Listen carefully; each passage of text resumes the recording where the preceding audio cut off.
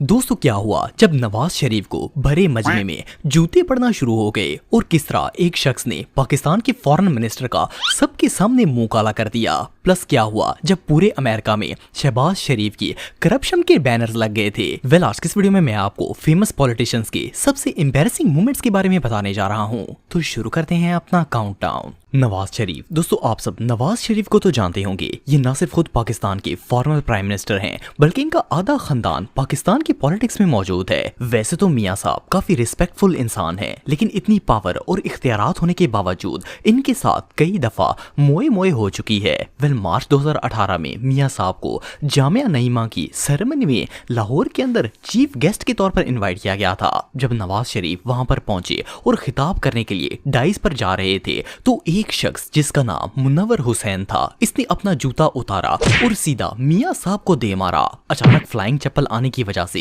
ये अपना self defence नहीं कर पाए और जूता सीधा इनकी चेस्ट पर जा लगा। वेल इस शख्स को फौरन गिरफ्तार कर लिया गया और मियां साहब जूते खाकर घर चले गए। मजे की बात यह है कि पुलिस वालों ने मुनव्वर और इसके दो दोस्तों को, जिनका नाम गफूर और साजिद था, इन्हें भी अरेस्ट करके दहशतगर्द करार दे दिया। लेकिन दहशतगर्द अदालत ने ये केस डिसमिस कर दिया क्योंकि जूता मारना कौन सी दहशतगर्दी है। फिर इन तीनों को सिविल कोर्ट में पेश किया गया और अदालत ने 1 लाख जुर्माने के एवज इन तीनों को बेल दे दी। वेल जूता खाने पर भी मियां साहब काफी ख्वार हुए थे, लेकिन लंदन में मियां साहब जब भी आवाम को नजर आ जाते हैं तो लोग चोर चोर के नारे लगाना शुरू कर देते हैं। इवन वहां पर रहने वाले पाकिस्तानी इनके घर के बाहर जमा हो जाते हैं और इन्हें चोर चोर कहकर ख्वार करते हैं। एनीवे जो भी हो, अब इससे बड़ी एम्बैरेसमेंट और भला क्या हो सकती है।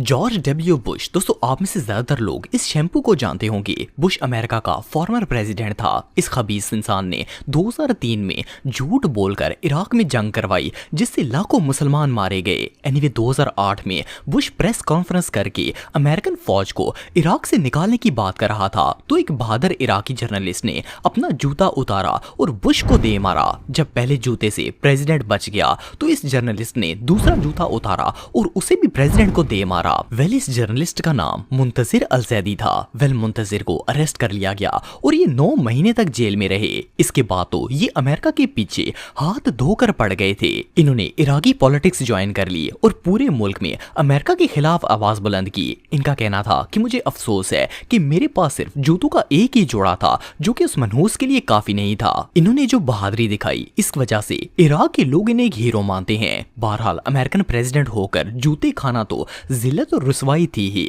लेकिन बुश के अपने मुल्क वालों ने भी इस बंदे को नहीं बख्शा। एक अमेरिकन मिलिट्री ऑफिसर जिनका नाम माइकल फ्रेजर था, इन्होंने भरे मजमे के सामने जॉर्ज बुश को एक्सपोज किया और दुनिया को बताया कि किस तरह इस मुनाफिक ने झूठ बोलकर लाखों लोगों का कत्ल करवा दिया और इराक में जंग करवाई। असल में 2003 के अंदर माइकल भी आर्मी में मौजूद थे और इन्हें भी इराक में जंग करने के लिए भेजा गया था। इन्हें एक स्पेशल फोर्स का हेड बनाया गया था जिसका मकसद इराकियों को मारना था, लेकिन वहां जाकर इन्हें पता चला कि ये सब सदर बुश की साजिश है। उन्होंने झूठ बोलकर अमेरिका और उसकी आर्मी को धोखा दिया ताकि इराक पर हमला किया जा सके। एनीवे जो भी हो, इस मुनाफिक को तो जितने जूते मारे जाएं इतने ही कम हैं।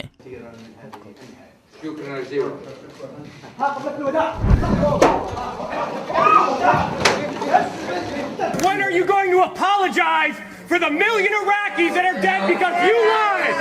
You lied about weapons of mass destruction. You lied about connections to 9/11. You lied about Iraq being a threat. You sent me to Iraq. You sent me to Iraq in 2003. What just happened? I'm wondering if they're going to arrest me, but What just happened? I just disrupted George Bush speaking. They dragged me out. Maryam Aurangzeb. दोस्तों मरियम पंजाब की senior minister हैं। वैसे तो Maryam Pakistani politics में इस वक्त काफी high rank पर मौजूद हैं और इनके पास पावर भी बहुत ही ज्यादा है, लेकिन इसके बावजूद लोग इन्हें मरियम नाम से कम और डड्डू चार्जर के नाम से ज्यादा जानते हैं। असल में पाकिस्तानी अवाम का मानना है कि इनकी शक्ल नोकिया 3310 के डड्डू चार्जर से बहुत मैच होती है। उसने तो ठहरा के डड्डू चार्जर ने ये कहा है कि हुकूमत अपनी जेब से 2000 रुपया देगी। एनीवे मरियम की अवामी इंसल्ट यहाँ पर भी खत्म नहीं होती। मार्च 2021 में इन्हें अवाम ने घेर लिया था और आटा चीनी चोर के नारे लगाकर इन्हें खूब ख्वार किया। सिर्फ इतना ही नहीं बल्कि रिसेंटली ये टूर करने के लिए फॉरेन कंट्री गई हुई थी कि वहाँ पाकिस्तानियों ने इन्हें देख लिया। लंदन में जहाँ मरियम घूम रही थी वहाँ लोग जमा हो गए और इन्हें चोर चोर कहने लगे। मजे की बात यह है कि लोग इन्हें ख्वार कर रहे थे और इसके बावजूद ये अपनी कोल्ड ड्रिंक को एंजॉय कर रही थी। असल में पाकिस्तानी अवाम को इनके 2000 रुपए देकर लोगों की मदद करने वाली स्कीम बिल्कुल भी पसंद नहीं आई थी और लोगों को इन पर बहुत ज्यादा गुस्सा था। इवन लंदन में रहने वाली पाकिस्तानी औरतों ने भी इन्हें सड़क पर जाते हुए घेर लिया था और खूब बातें सुनाई। पाकिस्तान की पॉलिटिकल हिस्ट्री में आज तक इतनी इंसल्ट किसी औरत की नहीं हुई जितनी जिल्लत और ख्वारी मरियम को बर्दाश्त करनी पड़ी थी। बहरहाल जो भी हो, ये मोमेंट वाकई में बहुत एम्बैरेसिंग था।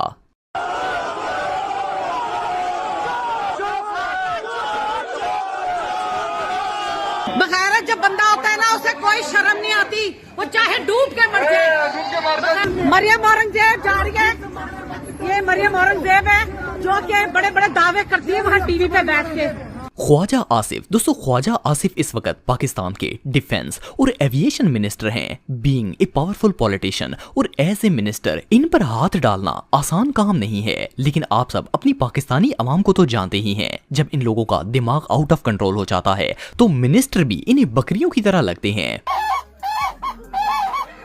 वैसे तो ख्वाजा साहब एक रिस्पेक्टफुल पर्सन है, लेकिन 2018 के दौर में जब एक फॉरेन मिनिस्टर थे तो एक दफा सियालकोट के अंदर ये किसी मामले में मीडिया से गुफ्तगू कर रहे थे। इस हाल में मीडिया के लोगों समेत सैकड़ों और भी लोग मौजूद थे जो कि ख्वाजा साहब की स्पीच को सुन रहे थे। लेकिन अभी ये बेचारे बोल ही रहे थे कि एक साइड से किसी बंदे ने इनके मुंह पर काली इंक दे मारी। असल में वो बंदा इनका मुंह काला करना चाहता था। उस शख्स ने इनकी पूरी बोतल इनके मुंह पर फेंक दी, जिससे ख्वाजा आसिफ का न सिर्फ मुंह गंदा हो गया बल्कि इनके कपड़े भी काले हो गए। वेल, इस बंदे ने ऐसा क्यों किया इस बात का तो पता नहीं है, लेकिन सैकड़ों बंदों और कैमरों के सामने कोई एक मिनिस्टर का मुंह काला कर दे तो इससे बड़ी जिल्लत और रुसवाई और भला क्या हो सकती है। बहरहाल जो भी हो, इस शख्स को फौरन अरेस्ट कर लिया गया था। लेकिन ये एम्बैरेसिंग मोमेंट हमेशा के लिए कैमरे पर कैप्चर हो गया। नया सियासी असलूब जो है वो लिखा जा रहा है। ये पाकिस्तान की